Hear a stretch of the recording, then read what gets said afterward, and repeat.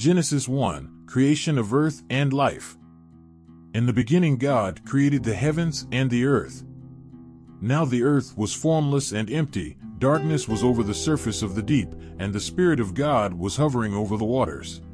And God said, "Let there be light," and there was light. God saw that the light was good, and he separated the light from the darkness. God called the light day, and the darkness he called night. And there was evening, and there was morning, the first day. And God said, "Let there be a vault between the waters to separate water from water." So God made the vault and separated the water under the vault from the water above it. And it was so. God called the vault sky. And there was evening, and there was morning, the second day. And God said, "Let the water under the sky be gathered to one place, and let dry ground appear." And it was so. God called the dry ground land, and the gathered waters he called seas. And God saw that it was good.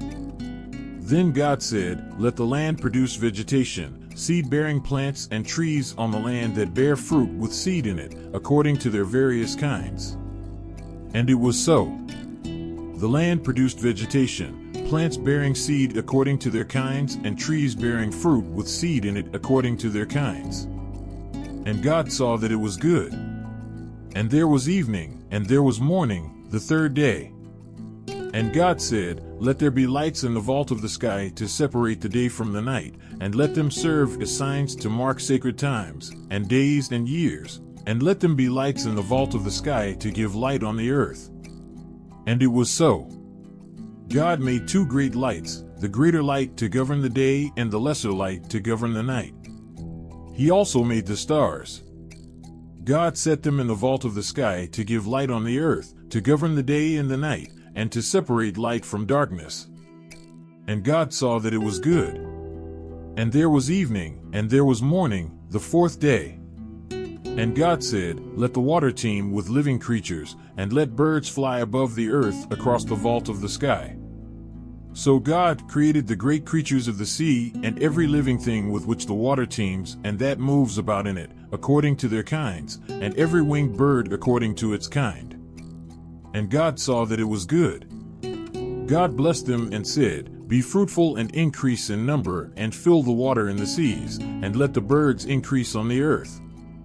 And there was evening, and there was morning, the fifth day. And God said, "Let the land produce living creatures according to their kinds, the livestock, the creatures that move along the ground, and the wild animals, each according to its kind." And it was so. God made the wild animals according to their kinds, the livestock according to their kinds, and all the creatures that move along the ground according to their kinds. And God saw that it was good. Then God said, "Let us make mankind in our image, in our likeness, so that they may rule over the fish in the sea and the birds in the sky, over the livestock and all the wild animals, and over all the creatures that move along the ground." So God created mankind in his own image. In the image of God he created them, male and female he created them. God blessed them and said to them, "Be fruitful and increase in number, fill the earth and subdue it. Rule over the fish in the sea and the birds in the sky, and over every living creature that moves on the ground." Then God said, "I give you every seed-bearing plant on the face of the whole earth, and every tree that has fruit with seed in it. They will be yours for food. And to all the beasts of the earth, and all the birds in the sky, and all the creatures that move along the ground, everything that has the breath of life in it, I give every green plant for food." And it was so. God saw all that he had made, and it was very good. And there was evening, and there was morning, the sixth day.